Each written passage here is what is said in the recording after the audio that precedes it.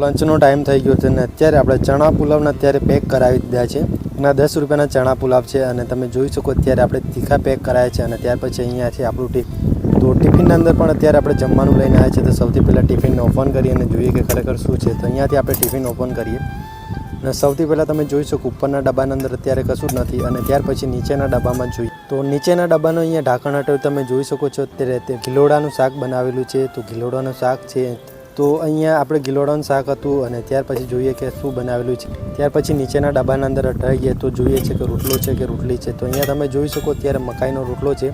તો સૌથી પહેલાં ચણા પુલાવ છે ને આપણે આના ડબ્બાના અંદર ખાલી કરવાના છે. તો અત્યારે આ ચણા પુલાવ 10 રૂપિયાના લઈને આવી ગયા છે. તો અત્યારે તમે જોઈ શકો છો ચણા પુલાવ અત્યારે આપણે 10 રૂપિયાના લાવ્યા છે અને જોડે ચમચી પણ આપી હતી. અને ઉપરથી આપણે અહીંયા તીખી ચટણી નાખાઈ છે અને ત્યાર પછી ગિલોડાનું શાક છે, મકાઈનો રોટલો છે. તો સૌથી પહેલાં જમી લઈએ અને ત્યાર પછી તમે જોઈ શકો જમવા માટે આપણે અહીંયા આવ્યા છે. અને અહીંયા સામે ગાયો બેસેલી છે. કેમ તો અહીંયા થોડો પવન આવે છે તો થોડું સારું લાગે છે. તેના માટે અત્યારે આપણે ખુલ્લામાં જમવા માટે બેસ્યા હતા. તો સૌથી પહેલાં આપણે જમી લઈએ અને ત્યાર પછી તમને મળીએ.